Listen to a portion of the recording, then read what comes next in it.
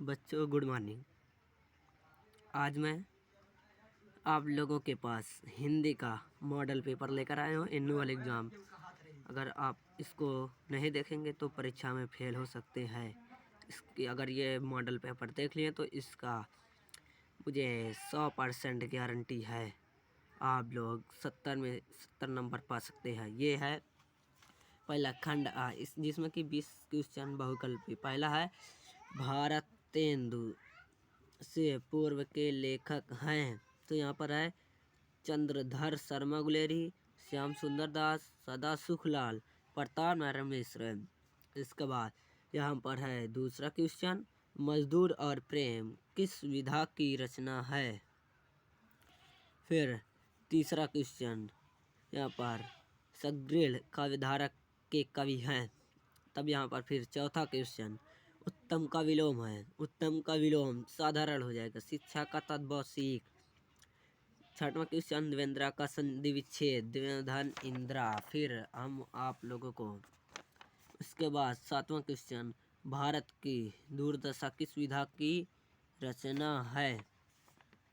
फिर आठवां, रेणुका किसकी रचना। यहाँ पर रामधारी सिंह दिनकर। सातवां, प्रजातंत्र का विलोम, राजतंत्र। फिर तट किनारा कुलचार आदि कहलाते हैं पर्यायवाची। लक्ष्मी का संधि विच्छेद, लक्ष्मी धन इच्छा।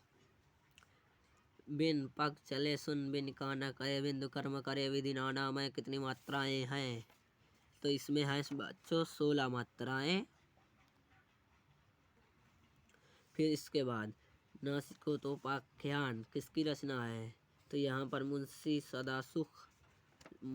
सदासुख लाल की। इसके बाद फिर यहाँ पर परीक्षक किस विधा की रचना है नाटक। तो यहाँ पर फिर कीर्तिकिला किसकी रचना है। यहाँ पर विद्यापति। सापेक्ष का विलोम बच्चों यहाँ पर होगा। इसके बाद यथा कर्म का समास विग्रह क्या होगा। कर्म धन अनुसार, कर्म के उसका संधि विच्छेद है, पर समास विग्रह कौन सही है या कौन गलत, इसको बताना है। इसके बाद भक्ति काल को किस नाम से जाना जाता है। क्षीर शब्द का तद्भव बताइए। फिर उर्वरक का विलोम लिखिए।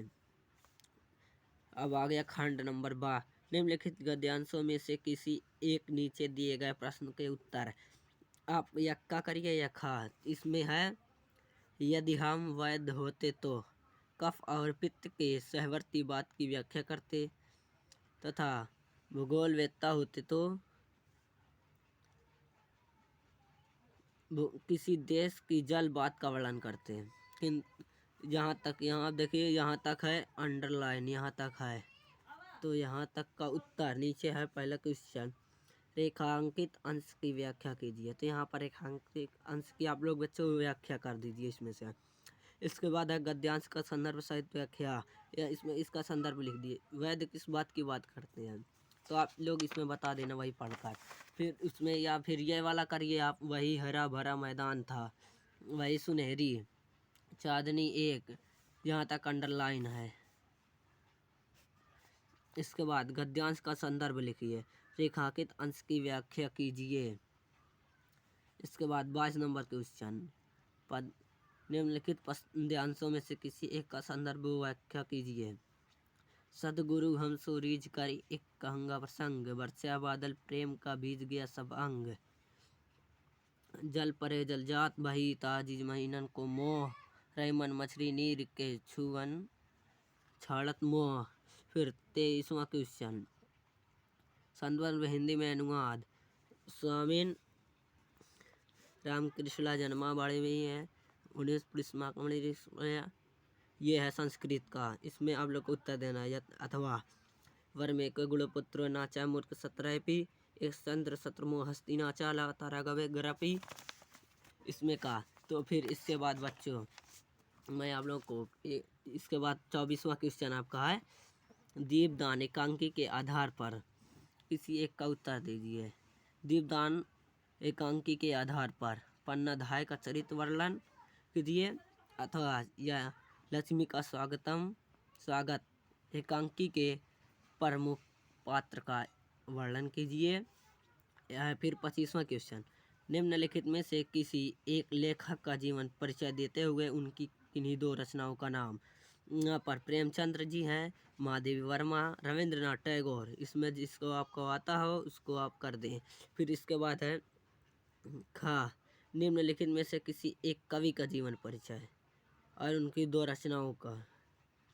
तो यहाँ पर है एक कवि जयशंकर प्रसाद, एक है कबीर दास, एक है हरिवंश राय बच्चन। तो इसमें आप लोग को जो समझ में आए अच्छा वो उसको लिख दीजिए। इसके बाद है अपनी पाठ्य पुस्तक से तटस्थ किया हुआ कोई एक श्लोक लिखिए जो कि इस प्रश्न पत्र में ना आया हो। जो इस प्रश्न पत्र में ना आया हो उसे आप 4 लाइन लिखिए। निम्नलिखित में से किन्हीं दो प्रश्न का उत्तर दीजिए। इसमें किन्हीं दो प्रश्न को उत्तर देना है। पहला प्रश्न है नारायणपुरम का निस्वंत क्रोध केन जयते रामकृष्ण का असीत श्री कृष्णाम जमकुत्रम अभवत। बस 27वां है श्रृंगार अथवा वीर रस की परिभाषा उदाहरण सहित लिखिए। 2वां अथवा चौपाई छंद का लक्षण उदाहरण सहित लिखिए। यमक अथवा श्लेष अलंकार की परिभाषा उदाहरण सहित लिखिए। फिर 28वां क्वेश्चन, निम्नलिखित शब्दों में से किन्हीं दो शब्दों की वर्तनी शुद्ध कीजिए। ज्ञानी, आशीर्वाद, उपरोक्त, अनिष्ट। इसके बाद क्वेश्चन नंबर खा, किन्हीं दो शब्दों के विलोम शब्द लिखिए। प्रिय, प्रेरणा, प्राचीन, गुलाम। इसके बाद गा, किन्हीं दो शब्दों के तत्सम रूप लिखिए। घी, गेहूँ, सोना, जेठ। इसके बाद किन्हीं दो शब्दों के सविग्रह समास नाम लिखिए। प्रतिदिन, दान पात्र, गुणहीन, विद्यालय। इसके बाद